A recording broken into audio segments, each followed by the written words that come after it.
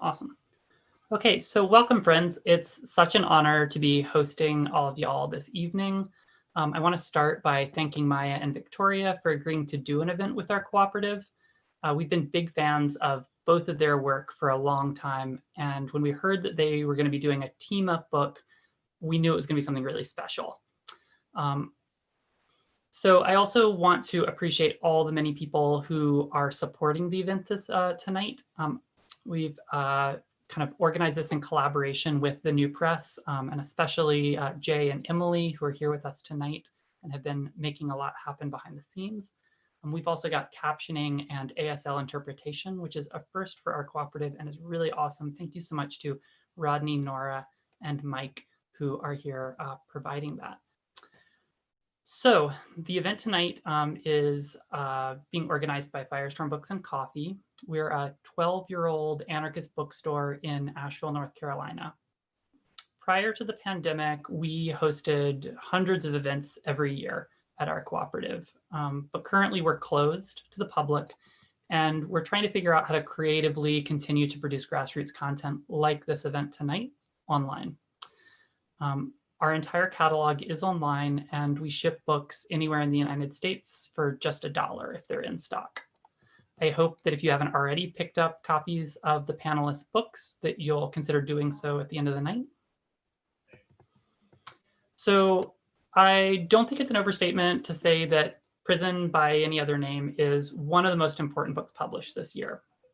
In this moment when uprisings have pushed abolitionism into mainstream discourse, the book offers a critical corrective to popular misunderstandings of abolition that suggests we can achieve our goals simply by shifting the repressive power of the state from police officers to social workers or other friendlier agents. This is not the case, and Victoria and Maya, with the help of numerous contributors who have generously shared their stories, expose the danger in this framing of policing and confinement as uniquely embodied by billy clubs and police prison walls. So I want to go ahead and introduce our panelists this evening. Maya Schenwar, co-author of Prison by Any Other Name, is the editor-in-chief of Truthout. In addition to this work, she's the author of Lockdown, Locked Out, and co-editor of the anthology Who Do You Serve, Who Do You Protect? And Maya lives in Chicago. Thanks so much for being here, Maya. Victoria Law, Maya's co-author, is a freelance journalist and author of Resistance Behind Bars and co-editor of Don't Leave Your Friends Behind.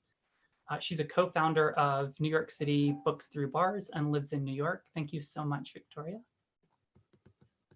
We also have Stacy Thompson, so graduate of the Reconnect Leadership Program in the Coalition for Women Prisoners.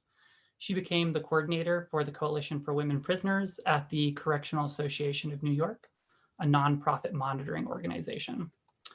She's trained other formerly incarcerated women to become advocates and has successfully advocated for the repeal of the Rockefeller drug laws, as well as laws prohibiting the shackling of pregnant people from giving birth while in custody and the Domestic Violence Survivors Justice Act.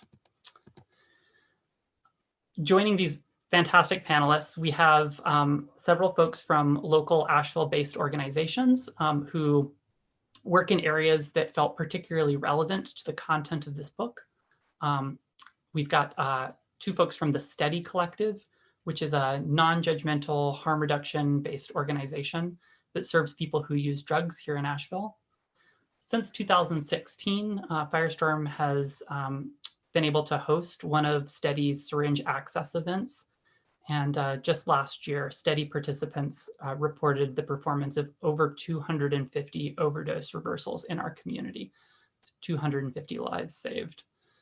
Tonight, we're joined by the Steady Collective's co-directors, Hill and Vanessa. Thank you so much for being here, Hill and Vanessa. And then lastly, big roster here, from Blue Ridge Anarchist Black Cross, which is an abolitionist collective that believes incarceration increases social harm. Blue Ridge Anarchist Black Cross is part of an international network offering support to political prisoners. And tonight we're joined by Julie Schneier, one of Blue Ridge Anarchist Black Cross's founding members. Julie also helps to organize the local Asheville Prison Books program. So I think that y'all are really in for a treat tonight. We're gonna have a great conversation. If you want to submit questions, we're definitely gonna keep an eye on that and answer as many of them as we can. But we're gonna start right off with Victoria and Maya, who are gonna share a little bit, as well as Stacy, who are gonna share a little bit about the book, some of its contents, and then we will move into some questions. It's possible, as I understand it, that Stacy will have to leave a bit earlier than the other participants. So if you are watching this tonight and you have any questions for Stacy, please be sure to go ahead and submit those to us early so that we can make sure that those are answered before Stacy signs off. Thanks so much, and I'm going to pass it off. Thank you, Liberty, and thanks so much for inviting us to do this event. Both Vicki and I really loved doing events at Firestorm in person in the past, and it's really exciting to be back, even though we're in virtual form. So we came to work on this book several years ago because we saw a trend happening. And on the surface, it was a really exciting trend. We saw more and more people were getting interested in confronting the violence of incarceration and the violence of policing. And now, as the book is being released, we're in, I think, one of those powerful moments again with the resurgence of the Black Lives Matter movement. And we're at a point that even mainstream politicians have been forced by movements to acknowledge the existence of racist police perpetrated violence. So that's significant. But much of what mainstream Democrats and Republicans are proposing to deal with these things are surface level reforms to policing and prisons. So our book is about the many different ways that reforms simply offer prison alternatives that are replacements for prison. They don't shrink the system. They don't confront white supremacy or colonialism or capitalism or any of the system's oppressive roots. So these are alternatives like electronic monitoring devices, probation, confinement-based drug treatment centers and drug court more generally, sex worker rescue programs, psychiatric institutions. And these practices are about confinement and isolation and control. And so in these senses, they have a lot in common with prisons. And these so-called alternatives often expand surveillance and expand policing and hurt larger and larger numbers of people, and particularly Black and brown people, disabled people, deaf people, trans people, sex workers, and drug users. So we need to recognize that prisons are not just brick and mortar buildings. Police are not just the people with guns and badges that we see patrolling the streets. Social workers do policing, teachers do policing, doctors and nurses do policing. And we talk about in our community policing chapter that many of us who are just residents of neighborhoods do policing, even when we don't know that we're doing it. So imprisonment and policing are embedded in our larger society. And if we don't break out of this cycle and this system and expand our imaginations, then when we think about prison alternatives, we're saying, we can't put people in a cage called prison, so we have to find another cage to put them in. So here's one quick example. Recently, there's been a major expansion of electronic monitoring, and we've seen that expand even further during COVID. So this basically means home imprisonment, putting an electronic shackle on someone's ankle, and forcing them to stay at home aside from pre-approved departures. So this is very different from shelter in place or staying at home for actual health safety reasons. In 2005, there were 53,000 people on monitors in this country, and recent estimates have put it around 200,000 or more. And people on monitoring need to get that pre-approved permission to leave the house. And often it's just not granted. So people might be faced with an inability to get emergency medical care and visit their friends and family, go grocery shopping. One person that we interviewed said she couldn't even take the garbage out, which was right at the end of her housing complex. And of course, many people prefer electronic monitoring to prison because you're at home, you're not in a physical prison, but that doesn't mean it's not oppressive. So we have to get out of this mindset of it's either prison or prison light. Electronic monitoring is still a form of a cage. It's still built on white supremacy, and the people targeted for electronic monitoring are still marginalized people and still primarily Black and Indigenous people, people of color, disabled people, trans people, drug users. So plus, I think the other thing we have to keep in mind about this alternative and many of the different alternatives that we'll be discussing tonight, incarceration is often the penalty for violating the conditions of monitoring. So if you take that garbage out or go to the grocery store or, even seek medical care without pre-approved permission, you could be heading to prison. So this is a possibility that's always there. And one more thing we have to keep in mind, and this is true of electronic monitoring and pretty much every reform we discuss in our book, electronic monitoring is widening the net of surveillance and punishment. So that means that often people are placed on monitoring who would not otherwise be under any physical control of the state.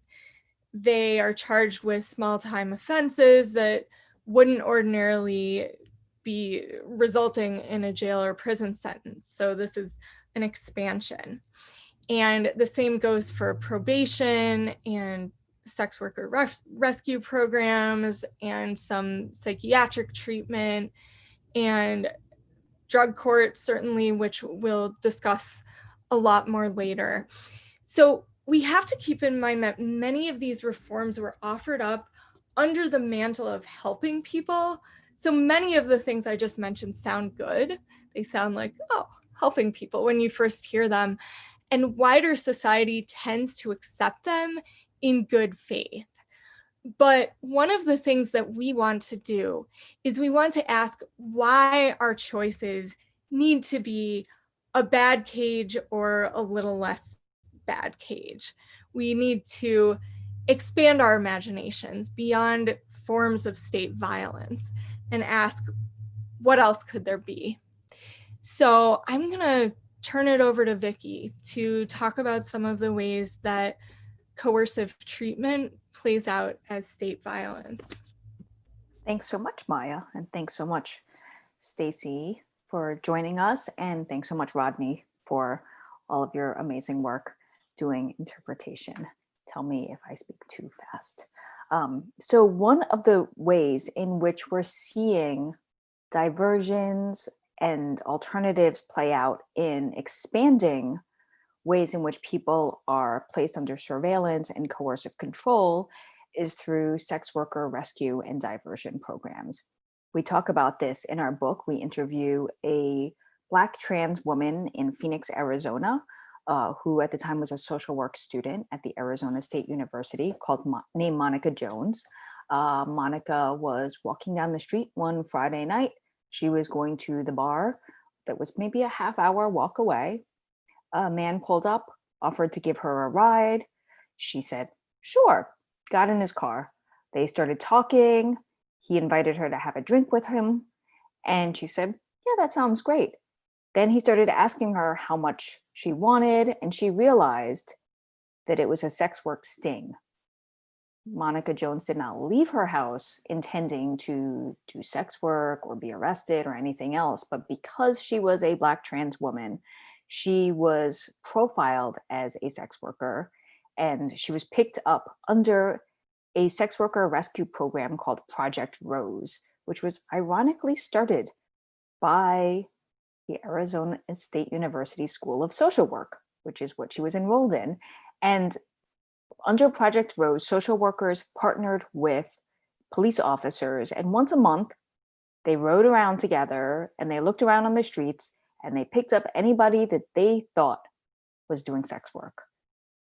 Keep in mind that people who are trans, people who are women of color, are often targeted as sex workers, even when they're just trying to go about their days. Then, instead of being arrested and taken to the precinct, under Project Rose, women who were picked up were dragged to a church. And they were told then that they could either participate in this program that Project Rose had, which was a sex worker, quote unquote, rescue program, or they could be taken to the precinct and they would be charged with prostitution. And if they were convicted, they would serve time first in jail, or if it was a third or fourth conviction, actually be charged with a felony and face prison time.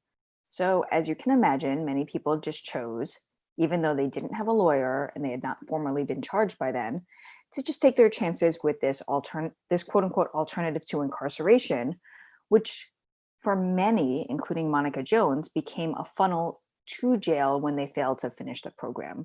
This program, contrary to its name, did not provide any resources such as job training or jobs or anything else that people might need to survive and thrive. Instead, participants were forced to attend programs during the work day, during the work week, with the threat of going to jail or being charged and then going to jail if they did not comply and go to all of these programs. Monica Jones kicked up a big stink, organized against Project Rose, and eventually succeeded with the help of many advocates and sex worker rights organizations and other folks in closing this down. But keep in mind that when we interviewed Monica in 2016, there were at least 61 other sex worker rescue programs that existed in more than 20 other states. And again, these are programs that are quote unquote rescuing people who are going about their business. Not necessarily being, and are not offering any actual alternatives, and instead are threatening them with punishment.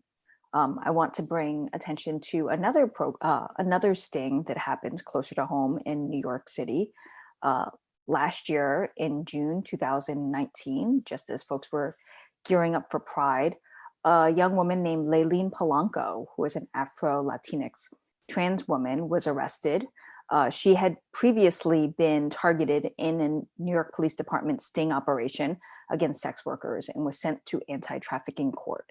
She was supposed to go to the court every month. She was supposed to participate in different programs related to sex work, and she missed several court dates, so an arrest warrant was issued.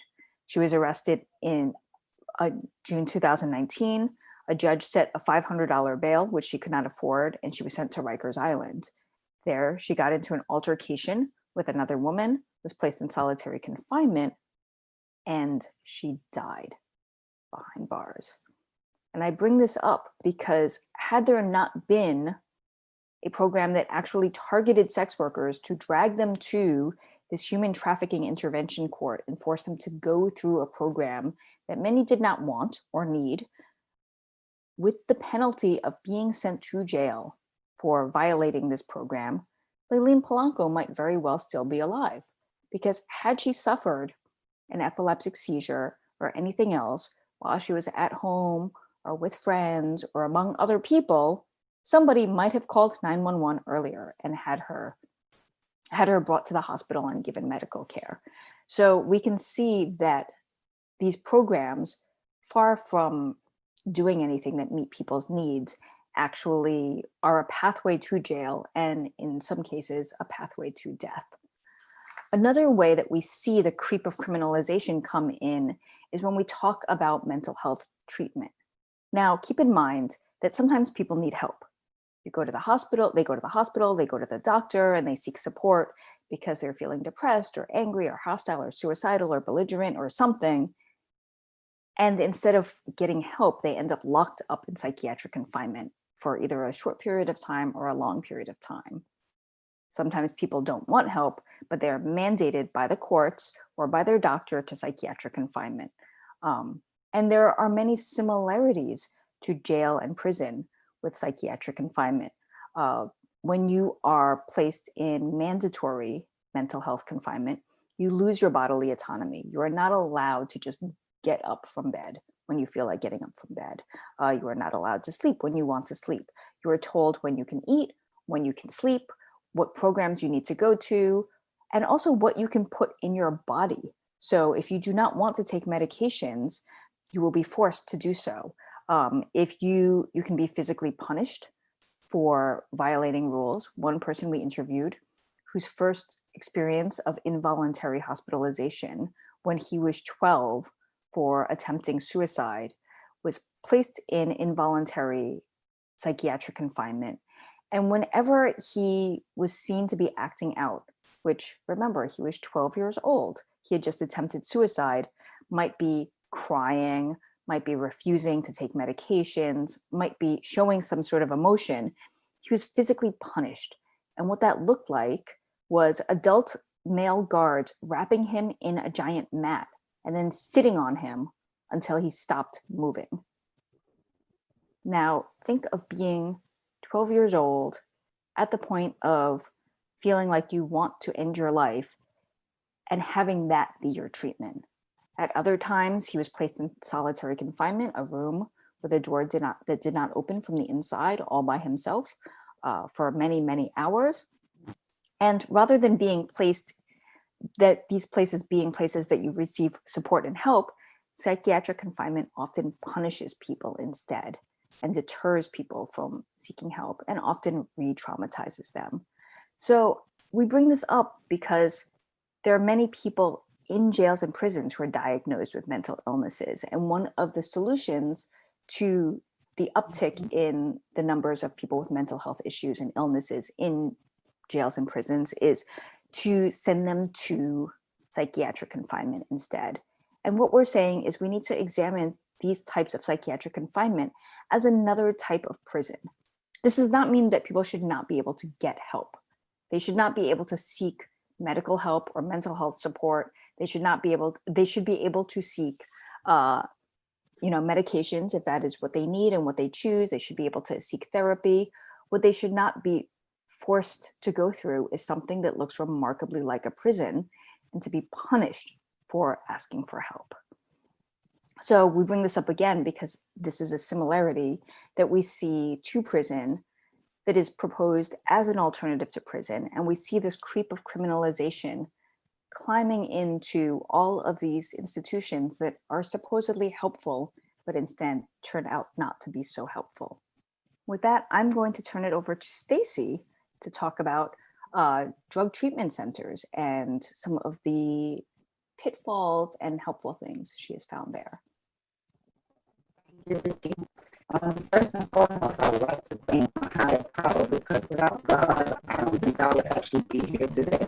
And I would like to thank you, Vicki, for allowing me the platform to talk about this further and to share my experience with alternatives to incarceration programs. So in order to share that, I need to tell you how I got arrested, which was entrapment. And if I knew today what I knew, but I didn't know back then, I would probably have been able to advocate for myself. I was going to meet my mother at the train station one day, and I had not thought about getting high at that time. An undercover cop followed me like 2 blocks, and he kept asking me, where you get it, where you get it, where you get it from, and I just kept pointing in directions of dealers. Get it from them. No, they're going to give it to me. They don't know me. And anyway, just to get rid of him, because I didn't want my mother to see him. Can Yeah. I pause you for a second? It's really like you're breaking up, Yeah. so it's difficult to hear you. Okay. Is this better? Yes. Is it Start better? with start with your first sentence again. Okay. To talk about my experiences of autism. No, you're still breaking up. All right. And how this. Oh, I again. turn my volume up. And my volume is up more. Is that better? No. The tech person says to maybe, you see at the bottom, there should be a leave. Can you leave the meeting and rejoin and see if that makes your connection better? Because yours is a really important story. And I definitely don't want it to be like all garbled when people hear. Okay, I see more, but disconnect. Disconnect and then just rejoin.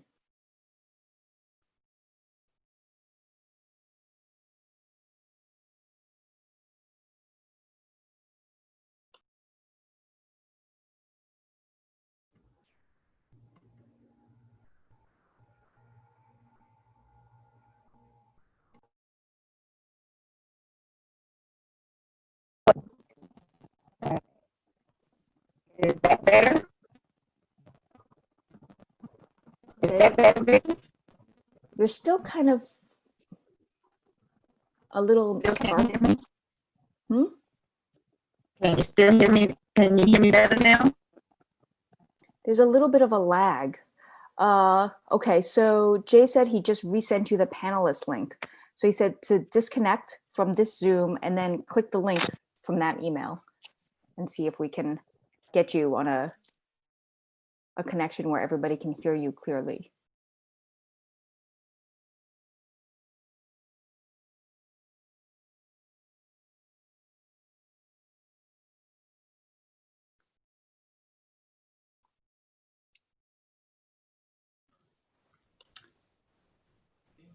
Thanks, Victoria, for helping to walk through that. I'm wondering if while Stacy's reconnecting, oh, it looks like it's happening very quickly. Okay, great. I was going to suggest a next step, but let's check back in with Stacy.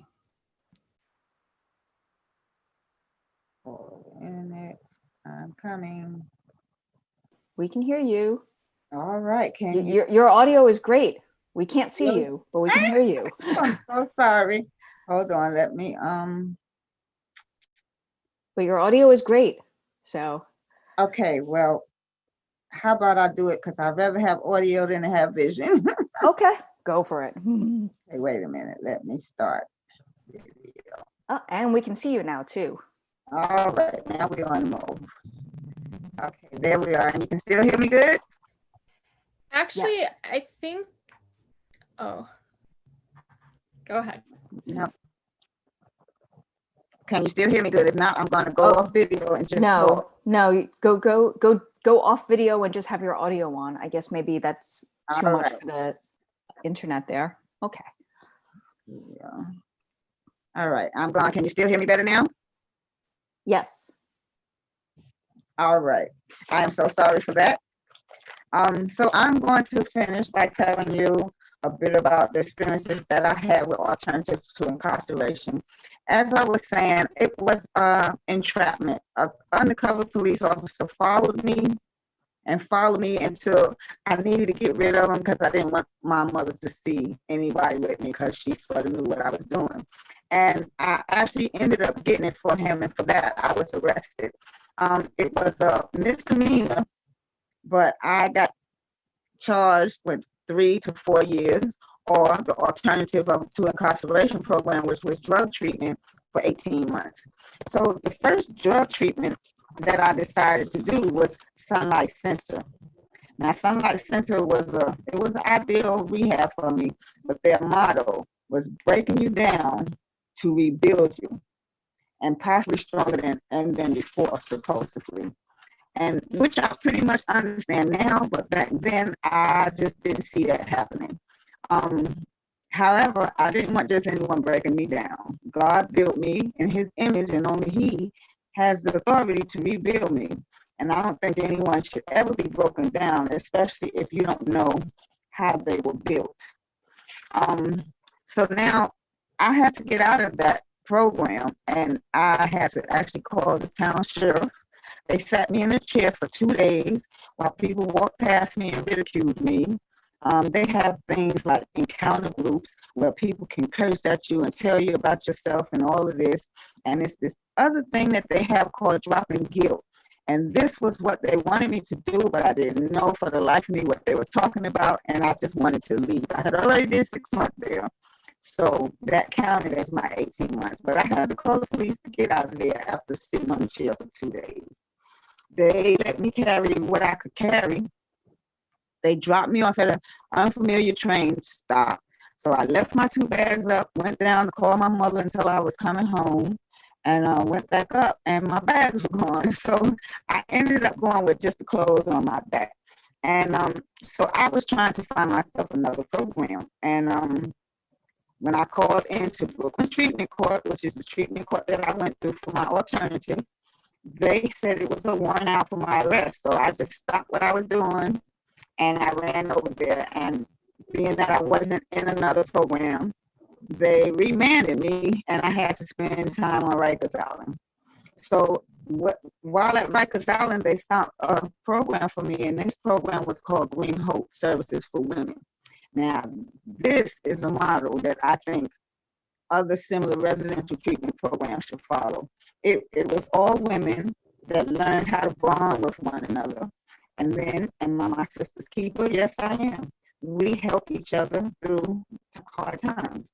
So I had the freedom in this program to explore other goals and interests, whereas in Daytop, I did not have that opportunity afforded to me. I was allowed to go to meetings at other nonprofits like Community Voices Heard, and I was even able to go to church, and I became a member of both. I found my voice. I was able to do a leadership training program called Reconnect.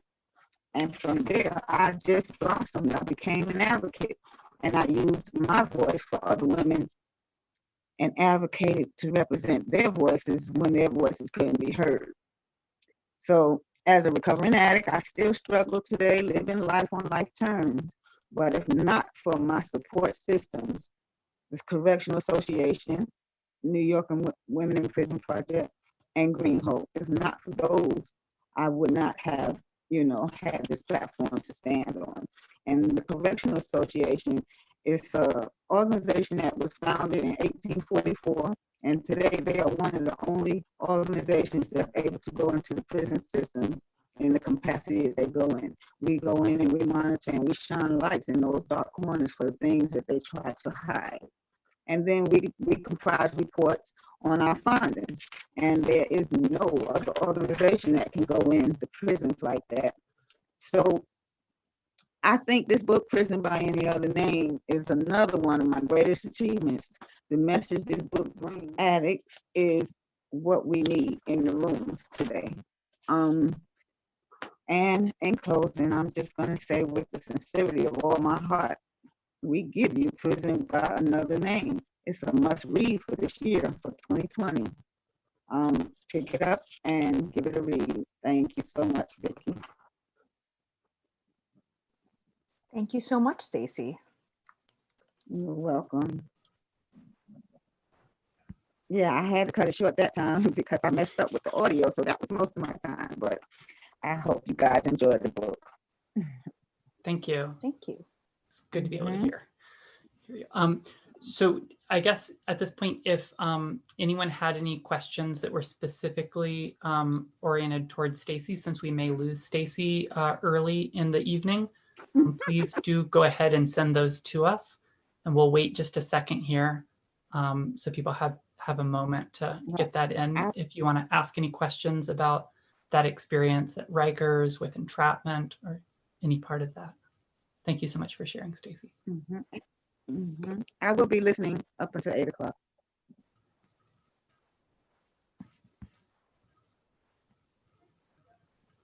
Okay. Great. Okay, so while we wait for questions to come in, I want to go ahead and invite, let's go ahead and get Hill and Vanessa from the Steady Collective into the conversation. If y'all are available and want to come online. Awesome. Welcome. Thank you so much, Stacy. It's like an important set for us. I'm sorry, I'm moving around here. Like some spotty coverage in my house. Yeah, your you audio is a little choppy. Is it? I may have to not have visuals here.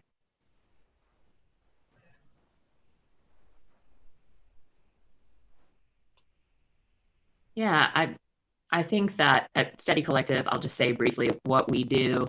We are a syringe access program, and we've been around since 2016, providing syringe access, Narcan access, fentanyl test strips, and also just sort of forwarding the principles of harm reduction, and advocating for people who are using drugs in Buncombe County. So if folks have a difficult experience at a treatment center or in the hospital, we follow up on all of those reports.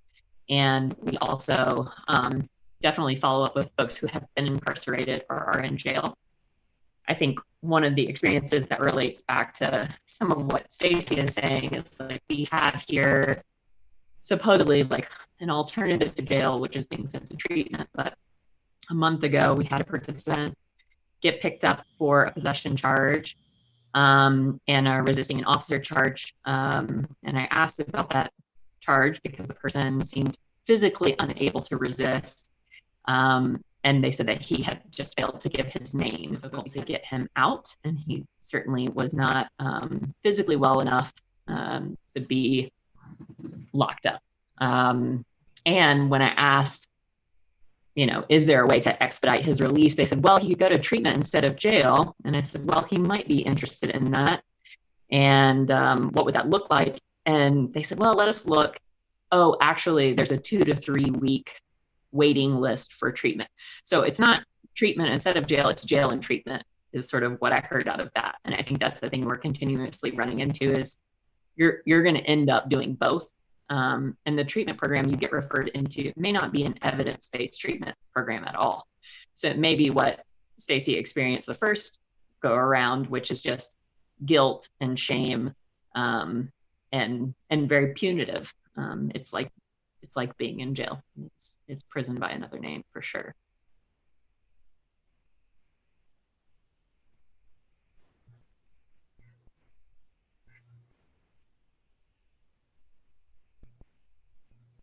And I don't know, Vanessa's on here too, if Vanessa wants to speak to some of what we read here. This book is really incredible and like really resonated with a lot of what we're seeing with the folks that we serve.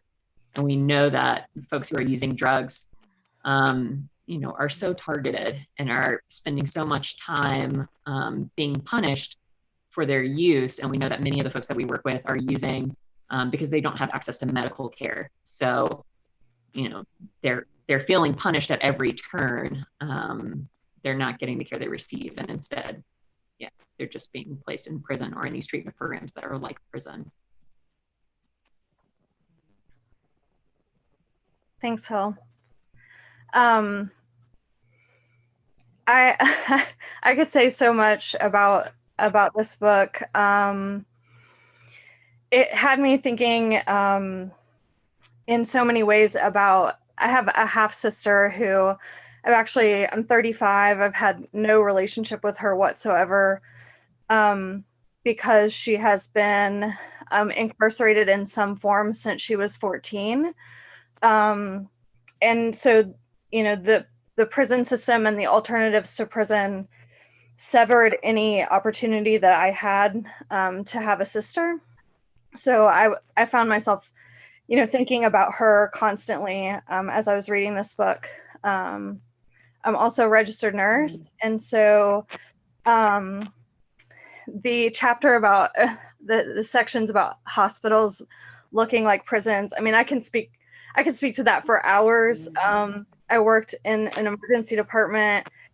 And while I was working in the ER, they built a new psychiatric ER, and they laughed about the people coming to install the doors in prison.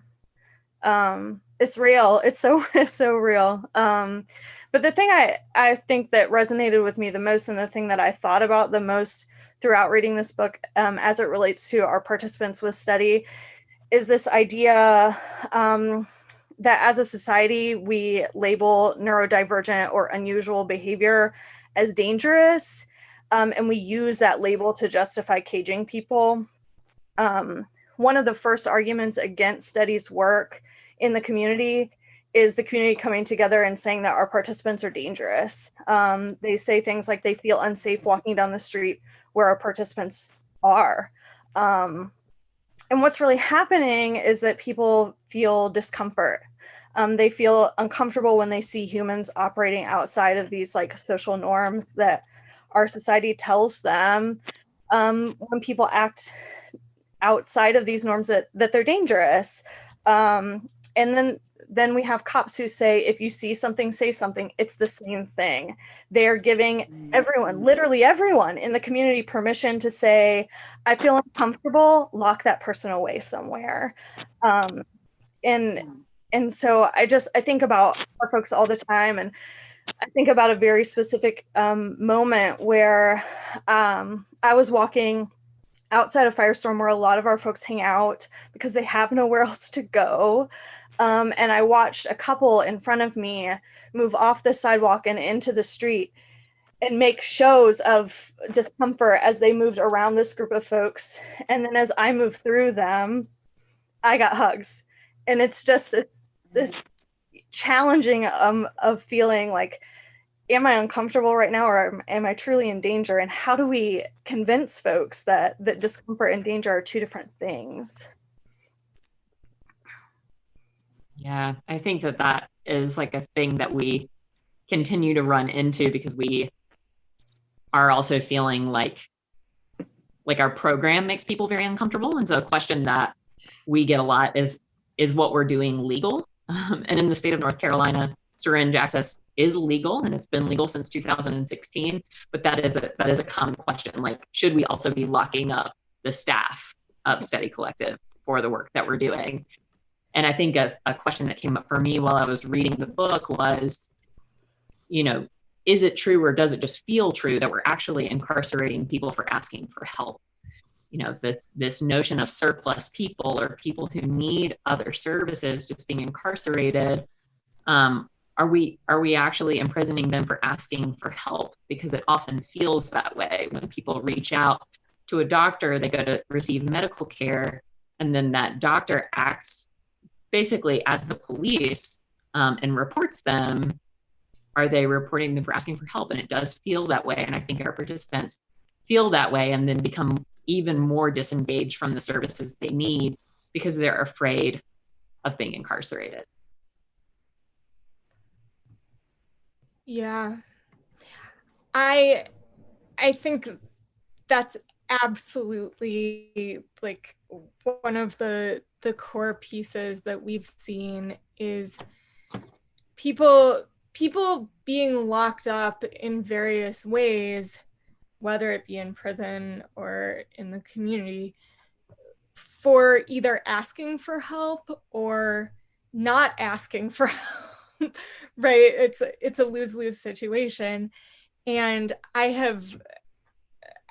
one of the reasons I came to this kind of writing is because my sister was incarcerated and in treatment, on monitoring, on all of these different things for 15 years, starting over 15 years ago. And she was addicted to heroin and would hide from the police instead of calling the police when she needed help, or not calling the police, calling 911 when she was in a health emergency. She would say, I'm not gonna call 911. Like, I would rather die than go back to jail. And she actually did die in February.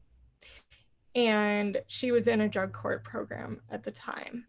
She was in a mandated treatment program. She was getting help, being coerced into getting help. And she was in a program, which is almost all drug court programs, so like virtually all drug court programs, which was completely abstinence based. And so she was being forced not to use. And therefore her tolerance went way, way down. And so when she overdosed, she died.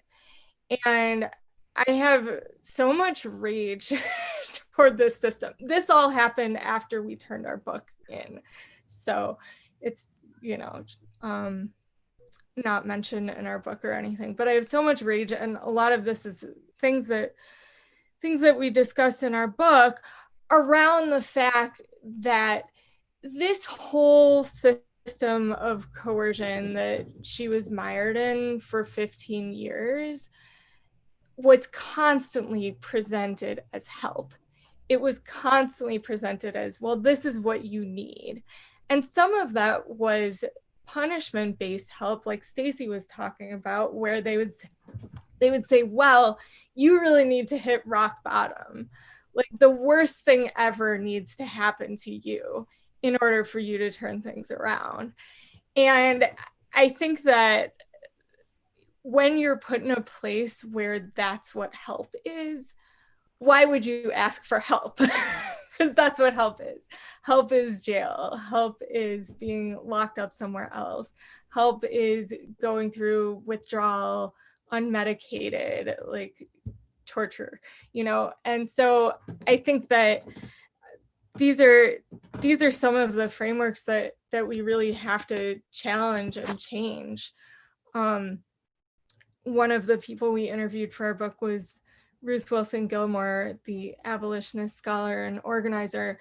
And she says abolition is deliberately everythingist. It's her thing. It's everything. It's about all of human environment relations. So how we relate to each other and how we respond to different ways of experiencing the world and different behaviors, we have to think about that as part of our abolitionist work. So confronting ableism is abolition work. Confronting ableism and its linkages with white supremacy and anti-Blackness and patriarchy and heteropatriarchy is abolitionist work. And the last thing I'll say on this is, I think that sometimes, even when people are uncomfortable with criminalizing people, they're sometimes fine with medicalizing people or I guess coercively diagnosing people. And that's something that we need to pick apart. Speaking of hospitals, emergency rooms, people are regularly involuntarily confined on the basis of a mental health diagnosis. And now in 37 states, I think it's legal to involuntarily confine someone because of either a substance abuse disorder or alcoholism or both. And so just as people are involuntarily confined for convictions in the criminal legal system, there are all these other involuntary confinements happening that a lot of folks don't see as a problem because they result from diagnoses as opposed to convictions. Thanks, Maya. Stacy, if you have time, I know you have to go soon.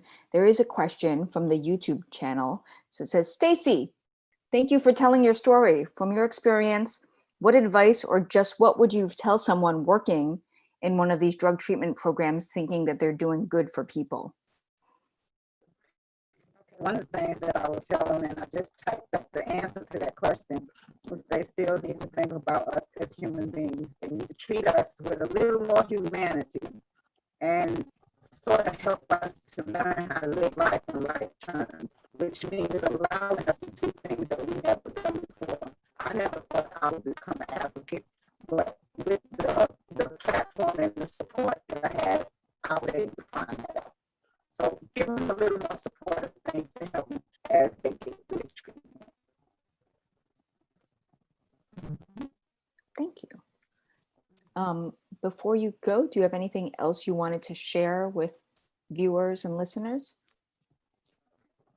It's a big step.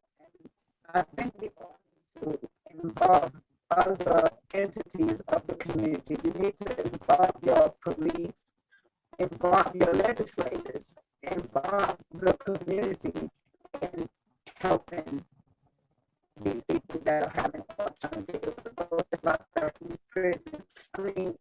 gone to the prisons a lot. And it takes a lot of change. We had to do a lot of things and a lot of advocating and a lot of rallying and protesting in order to get some of those things changed. But we have to just make it seem like a human need instead of just money, because some of it is that just so cities can get that money. But we need to think about it in a humanity type of way. Thank you. Thank you so much, Stacy. You're welcome. Thank you. And I'm going to sign out now. And you guys take care and continue to spread the word of the disease. Thank you, Stacy. Thanks so much for taking the time to join us and making this possible. Have a great rest of the night. Thank you so much, Stacy. Have a good night. Thank you so much. Bye-bye. Great, and so I want to use this as a transition moment to also bring Julie from Blue Ridge Anarchist Black Cross into the conversation. Julie, if you want to step in and share any reflections or thoughts you had reading this book. I know that you also really enjoyed it. Yes, I really did. Yeah, I guess I'll just quickly mention a little bit about Blue Ridge ABC. Also, thank you so much to Firestorm for facilitating this event, and Steady for being here, and of course to the both of you for writing such an excellent book that's been such an important just contribution to the conversation. So Blue Ridge Anarchist Black Cross formed in 2016, kind of in response to the historic nationwide prison strike. And I just mentioned that event as kind of the genesis of our group because it was such an important event in terms of the resistance that we see to the carceral system by people who are most affected by people who are living it. And obviously it's the same system that Victoria and Maya are writing about, even though they're writing about, kind of the other side of the bars. But it morphed out of the inside of the bars. And seeing the thousands of people in prison who mobilized for their own kind of liberation through work stoppage showed us that locally we needed to be doing more to support incarcerated people and amplify their voices, especially those who we are politically aligned with who are incarcerated for engaging in political dissent or had become politicized while in prison. And so we formed as a group kind of in response to that and started doing political prisoner letter writing nights, hosting film screenings, and just trying to get the conversation going locally. And we also noted a through line between the people that we were corresponding with in prison and then the repression that was happening on the ground and continues to happen for kind of targeted and criminalized political identities, especially anarchists. And so we felt it was important to kind of create on the ground anti-repression infrastructure in the form of a bail fund and doing jail support. So that's something that we've been doing since 2016 and which with the current uprising since the murder of George Floyd has really, really grown. And I think that, I think the tie-in to Prison by Any Other Name is really in the recognition that the book, which talks about these so-called, alternatives to incarceration, are happening in this context where it's so clear that the state is trying to solve a problem that it created of creating a bunch of people who are considered surplus, which I think is stated in the book, and who don't have access to really just the rudiments of a dignified existence in our society. And the state is trying to solve that problem with prison and has been for many decades. And then to see that kind of morph into the system now where it's okay, that's not working anymore. Now let's figure out a different way that we can continue to control this kind of group of people who are seen as surplus, but pretty it up and make it seem more acceptable. I think that really connects with Blue Ridge ABC's work because the people who we're primarily corresponding with and supporting behind the walls are people who have spoken out against that system of kind of structural and systematic disinvestment from people in communities. So, you know, a lot of like Black Panther Party and Black liberation struggle prisoners from the 70s, even on through to today. And yeah, so I think that was a big tie-in for me of just seeing that the system that has incarcerated the people that we're kind of like supporting for trying to actually provide a real alternative, which would be like a revolutionary alternative, are then criminalized and put into the system.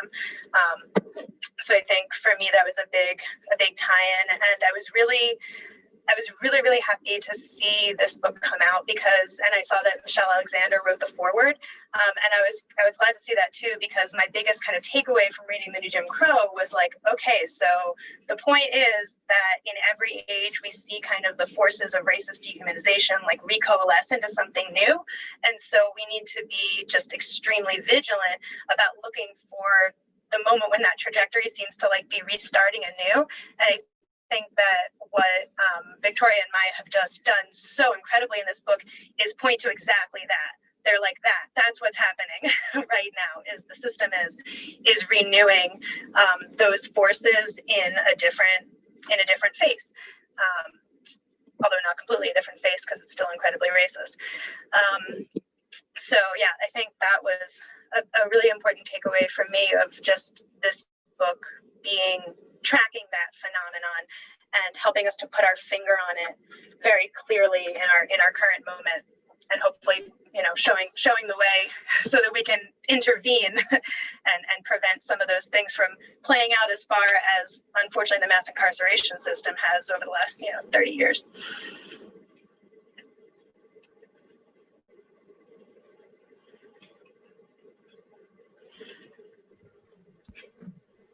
Thanks, Julie. Great. So I want to go ahead and pull in a question from our Q&A. Tanya has written in to share and ask some questions. Tanya says that they are writing in with James, who's currently incarcerated as a juvenile lifer, and they would both like to know what is the avenue to actualizing the kind of dramatic system changes that are needed. And then also, what does it take to change the narrative? And I think maybe that narrative piece came in when we were talking about the way in which people are labeled as dangerous. And that's something that I feel like I would love to hear from any of the panelists on these really challenging questions around systemic change and narrative shifting. Well, I'll start and then Maya can jump in. So when we're thinking about like, how do we actualize these changes? It's not going to be an overnight process.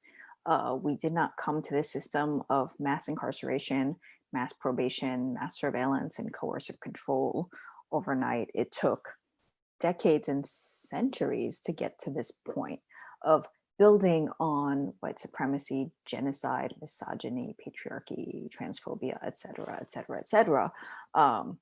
And so we're not going to tear this down overnight and rebuild something new. What we can do is work every day towards these goals. So how do we actualize this in our personal lives, and how do we actualize this in our political lives? How can we advocate for dismantling the systems that keep your child in prison as a juvenile lifer? And then how do we also advocate for maybe not formalized, maybe formalized systems, maybe informal systems that keep people safe and meet people's needs? So I don't know the specifics of your child's circumstances or what happened that landed them in prison as a juvenile lifer. But if we think about, say, Stacy's experience, I know it's maybe apples and oranges, but what did she need and what did she get? She needed to get to her mother's house and not be entrapped by a police officer. What did she get? She was told that she could go to drug treatment or she could go to jail. So she was coerced into treatment, and then in treatment, this coercion continued. So she was told that she had to do things, as I talked earlier about mental health confinement, she lost all bodily autonomy. She was told when she could get up, when she could go to sleep, that she had to go to this treatment group, that if she did this thing that was bad or deemed bad, she had to sit in a chair in the hallway as if she was a 2-year-old in a perpetual timeout, while people were walking past her, all looking at her, sitting on a chair. Now, none of this seems to be the type of treatment that would enable somebody to address why they had a substance use disorder. It definitely did not address why Stacy, as a Black woman living in New York City, was followed by an undercover cop who just harassed her and harassed her and harassed her until she gave in and bought drugs for him so that he would stop following her to her mother's house. So I think that one of the things when we talk about actualizing this is we need to look, kind of pull it apart and look at all these pieces. Are there, roles that you can play in advocating that entrapment laws be changed, or prosecutors no longer be able to use these types of entrapments in their prosecutions?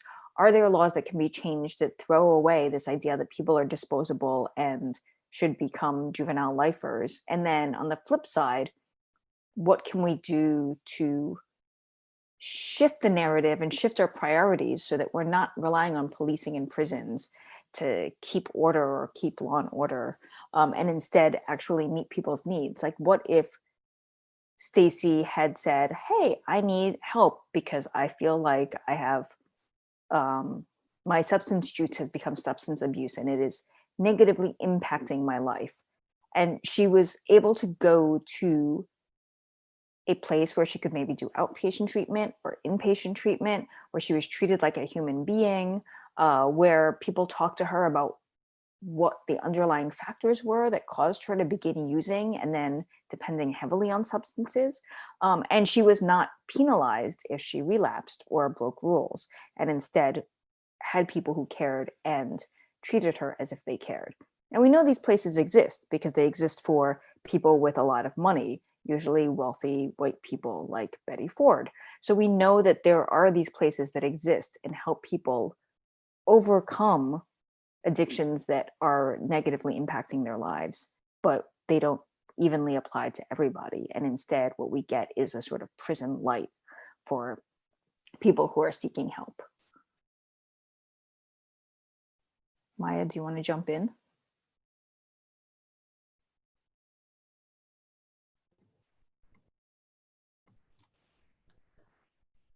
Oh no, I thought that was great. Like, I can answer the next question. I thought that was beautiful.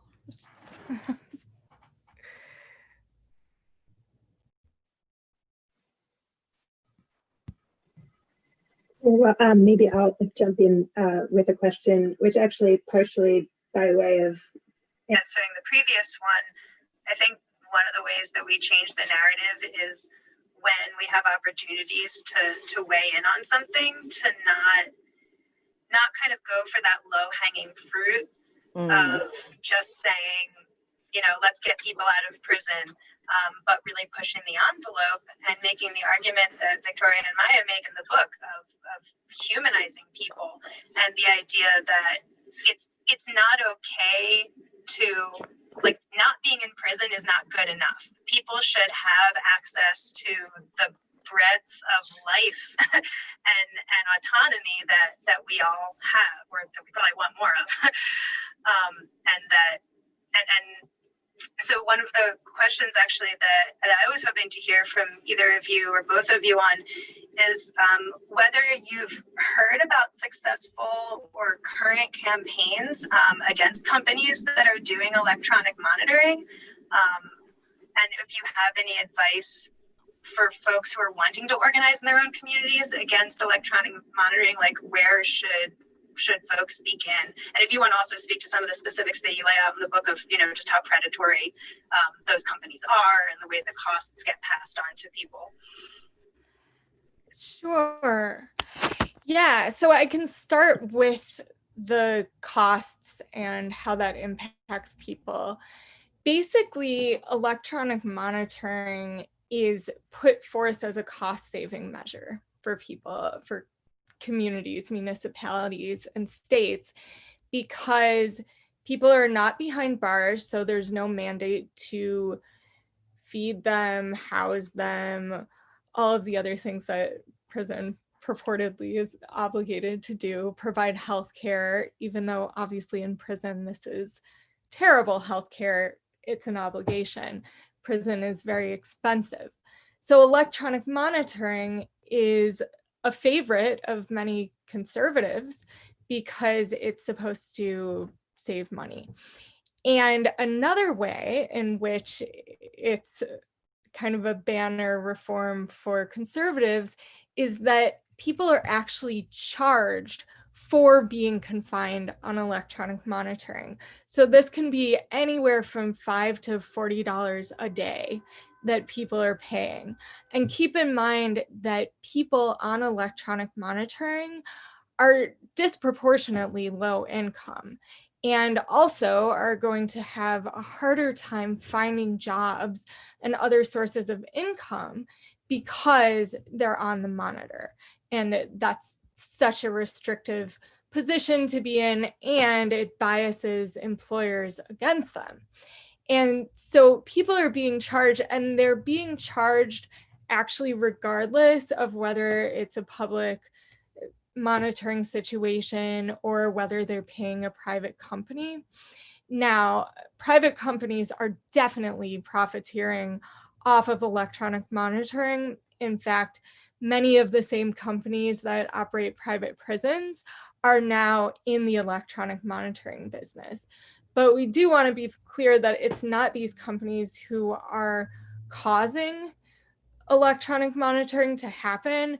They're simply cashing in. And so when we think about what could be the recommendations, like what are concrete steps people can take to organize against electronic monitoring or against the type of things that we're talking about in our book regarding monitoring, it's less about targeting the companies. And of course, that's always a strategy. But one of the things that we notice sometimes with campaigns that target private prisons, for example, is that they inadvertently then legitimize public prisons, unless you're really, really careful. And of course, we don't want people in any kinds of prisons. And one resource that I would definitely encourage people to look at is the website challengingincarceration.org. That's James Kilgore's website, and he's an organizer who's really been blazing the way on this issue of electronic monitoring. He was on electronic monitoring himself and then began organizing specifically against this through an abolitionist frame. And he and some other organizers put together these guidelines, a set of guidelines for respecting the rights of people who are on electronic monitoring. So kind of guidelines for people who are already on a monitor, how people should have human rights even in that situation, obviously. So that's a good one to look at. There have also been some bills here in Illinois because James Kilgore lives here, and so there are bills that have happened here that haven't necessarily happened anywhere else. And some of them are requiring transparency from the Department of Corrections about their electronic monitoring programs. So this is the first step.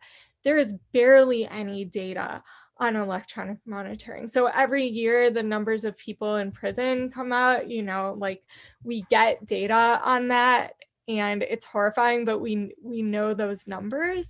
With electronic monitoring, much of it is hidden. So that 200,000 number, that's an estimate. It could be much, much higher than that.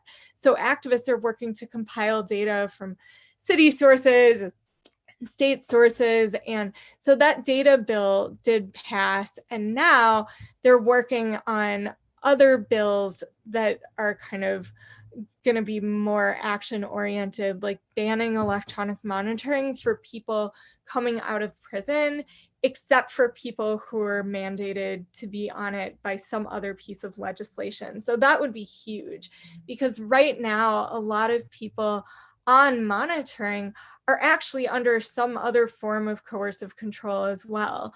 They're on parole or probation. And so people coming out of prison who are on parole, this bill is going to say those people should not be on electronic monitoring. So this is one of the things that we try to do in decarceration in general, is shrink the system, shrink the number of people who are under these control mechanisms, while at the same time we're building up all kinds of other systems that we want to see existing. And then there are some other kind of harm reduction electronic monitoring legislative measures, like one that is being proposed to ban user fees altogether.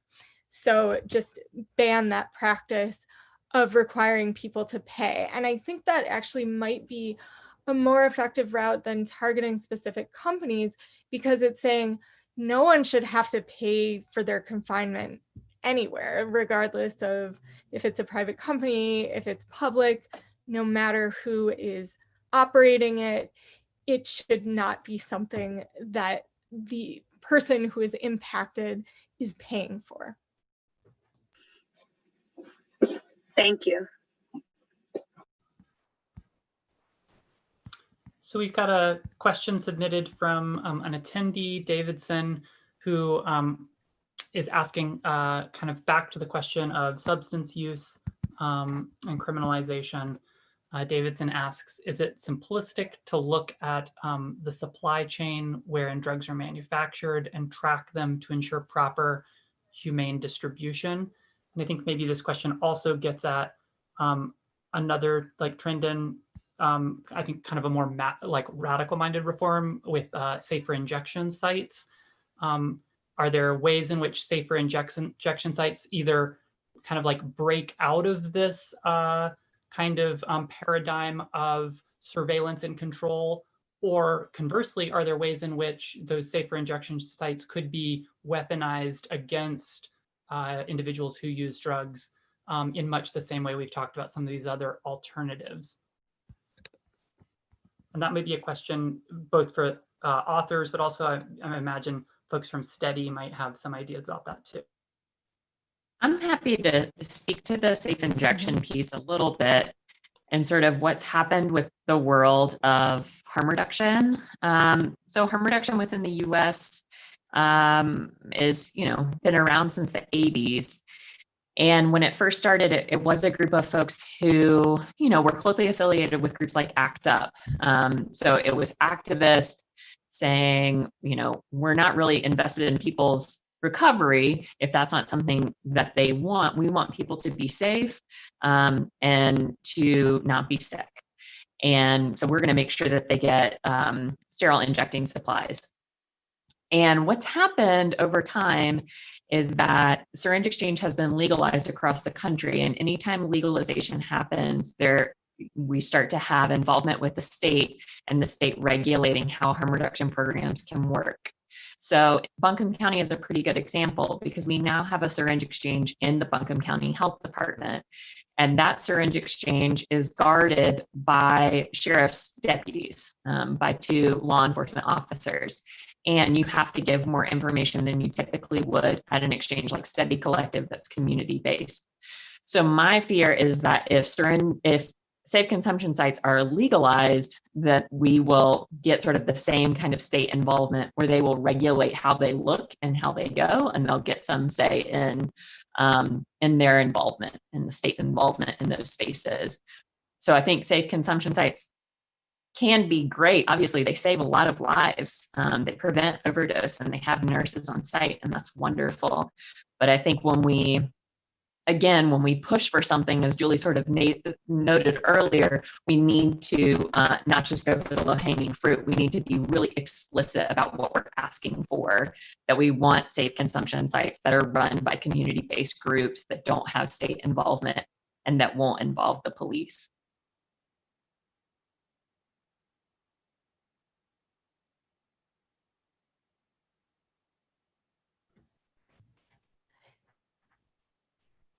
Yeah, I would just echo. I think that was a really good answer, and it's something that we can ask ourselves whenever we're putting forth an alternative, because I think there's a lot of hope to me in the prospect of safer injection sites, and it is a question of like, how do you actually take the police out of the equation?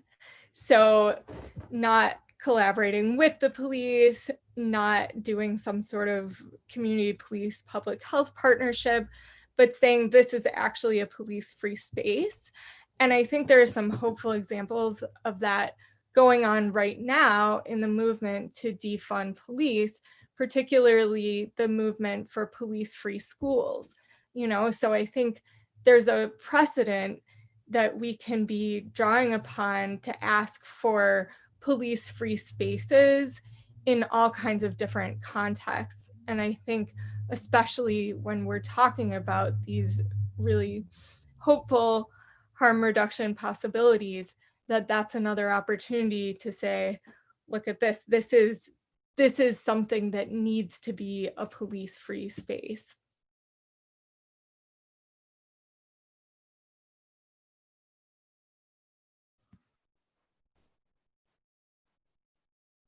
Thank you. Those are great answers.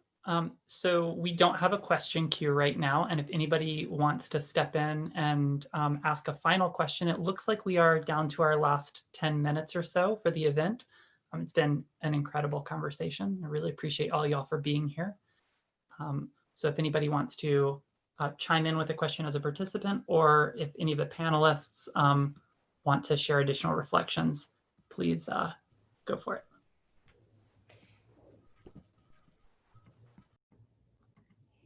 It looks like there was a question that ended up in the answered box, but could be one that folks would find interesting to discuss. I can read it out. I really appreciate the discussion of psych hospitals paralleling prisons. Love the work that Steady does supporting our community members that use drugs.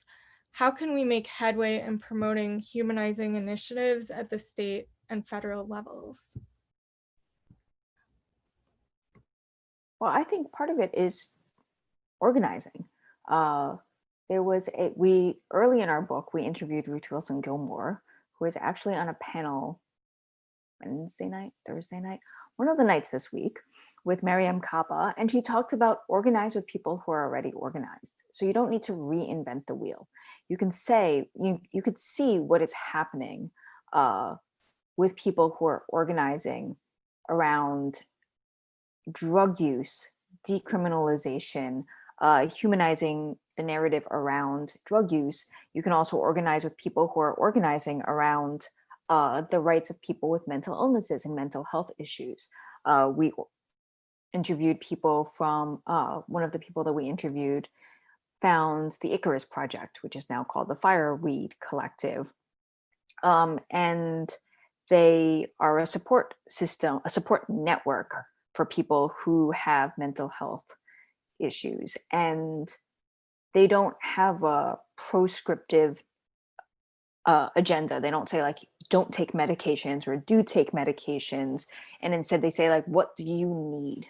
And then from there, people can see what is happening on their local level or on their state levels and get involved that way. Because me being in New York City and Maya being in Chicago, we might have two very different landscapes around what organizing might look like, what our community's needs are, what needs to happen, what laws are already in place that need to be overturned, what laws are in place that perhaps nobody knows about because they're never used.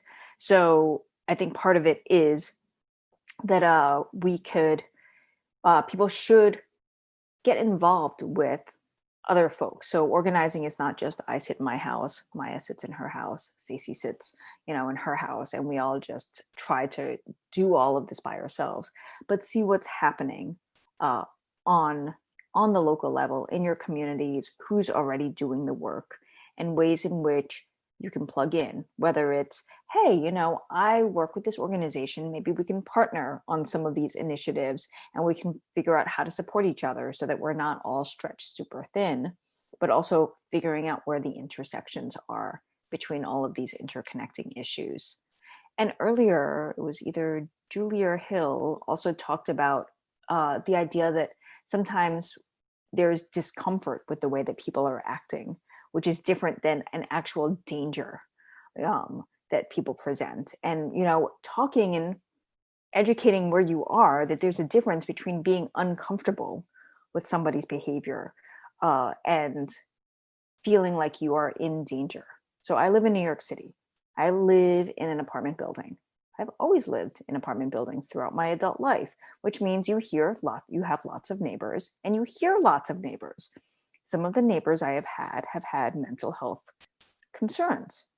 They are not dangerous, but sometimes it might be a little irritating or annoying to be like, oh, this person is perhaps having a mental health issue. It is not a crisis, but it is something that they do. Like they yell very loudly at all hours. That is annoying. It is uncomfortable, but it is not dangerous to me. And there's a difference between dangerous, this might threaten somebody else or they're a threat to themselves, and this is what happens. This person is aware of this. They also are seeking treatment or not seeking treatment or whatever they are doing.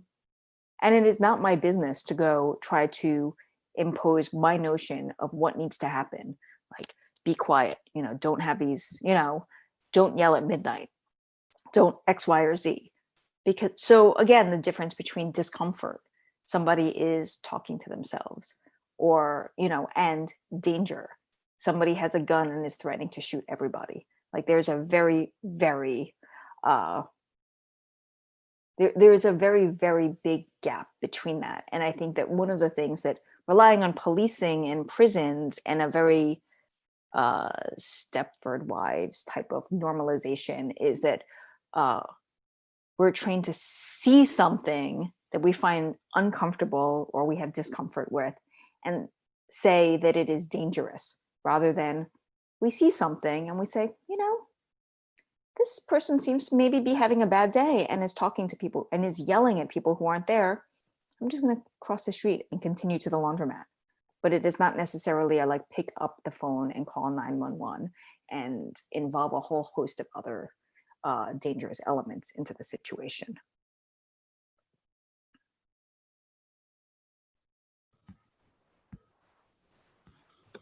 Yeah, I think that speaks to, I think, one of the most profound and also challenging things about your book is that one of the things I really took away from the book is that one of the problems with talking about alternatives to incarceration or policing is that often there shouldn't be an alternative, right? Like often, like the reality is that the alternative is that we should not respond. And I think that's hard. Like that, I think that's a tough thing for people to internalize when their expectations living in our society is that, like, you know, like I believe Vanessa said earlier, if you see something, say something, right? If something is dangerous looking, or even if someone appears to be in danger themselves, that somehow calling on some sort of state response or coercive response is necessary, when in fact the reality is that may itself cause greater harm than the thing that you're witnessing that's prompting. And that was a real takeaway from me from the book that I think a lot of people will struggle with, but also if they read the book, I think be challenged to kind of like integrate into their own approach to conflict and navigating the world. So we are down to the last few minutes, and it looks like we've got maybe one final question that we'll throw out there before we wrap up here. Writing in, someone asked, do you have a suggestion for what system would be best to support a close loved one who seems to not be able to make sound judgment for themselves, i.e. has a substance abuse disorder, who's a danger to themselves and others, and has mental health issues that could be hindering their judgment. Is there an alternative to having is there an alternative to the current flawed systems that would step in? Yeah. So can people hear me? I just heard my headset make a sad sound. Okay, great. Yeah, I mean, I think the alternatives, unfortunately, have to still continue to be developed. We're so in this position right now of prison being ingrained in our minds, the police being ingrained in our minds, that sometimes it's hard to think outside of that. And also beyond the personal, there's very little infrastructure in place in our society for supporting people with addiction and with mental health problems or diagnoses outside of these state systems. And so part of it is those things need to change, right? There needs to be a culture that is very, very different in terms of offering many, many different harm reduction mechanisms and also support systems for people who have a substance abuse or a mental health issue. And I mean, I'll say for myself, years and years after I started identifying as an abolitionist, there were still moments that I wanted my sister to be in jail because I thought, okay, there's less of a chance that she'll be using heroin in there. That was my, like, just my approach, even as someone who who was like publicly abolitionist, because it's so hard. There's so little support out there. And the thing, obviously, I'm not the best person to ask about how to have a like super successful interaction on that front. But what I will say is the thing that I did that I found the most helpful, and the thing that I'm trying to do with people I'm currently supporting around substance use, is establish an open channel of communication, know the resources in your community that you're able to connect people with, because sometimes there are resources out there, they're just like very hard to access. And be available in a way that allows you to still have personal boundaries. So one thing that I started doing toward the end of my sister's life that I think was helpful for both of us was just listening, because I had spent so many years trying to offer solutions, trying to say, okay, as long as she gets into this treatment, instead of going to jail, and so as long as she's sentenced to this diversion program, then there will be a chance. Or if I convince her to go to detox, there will be a chance. And then eventually realize it was not me. Like, I was not the person who was able to determine the future in that particular situation, especially with so much court and criminalization involvement. And so, yeah, I mean, there's no perfect solution, but listening, channel of communication, finding and offering the resources, and providing that information regularly. And then also organizing, if the resources aren't there, reaching out to people whose loved ones are in similar situations or who are in similar situations themselves, and working on how can we build that, and that's something that I'm hoping to continue doing as well, because we need to build that society where there are those support systems. That's, I think, the thing giving me hope right now is that there's so many people who want to do that. That's kind of what I'm trying to keep in mind, is like, even if that stuff is not there, we have people, and we'll have more people once I think once more people who are impacted by these issues and more people who are interested in the movements that are rising up right now and don't realize the connections to all these other systems, once those people become more activated, I think there's so much potential right now, you know, so a little bit of hope on my part. That's great. I'm glad that we're ending on a hopeful note. And my favorite part of the book was the last chapter, which is the hopeful chapter. So please, everybody, make sure to read the last chapter. Thank you to all the panelists and to all the attendees. Super big thanks again to our incredible ASL interpreters and the captioner. Y'all have just done an awesome job, and it's been such an honor to be able to be here with you tonight. I wish you all well, and I hope that if you have not already, please pick up a copy of the book. Thank you again, Maya and Victoria. Thank you. Thank you so much for hosting this conversation. Yeah, thank you. And yay, Firestorm. Yes. What a wonderful storm. Yeah. Maybe sometime we can even do this event in person. Yeah. Someday.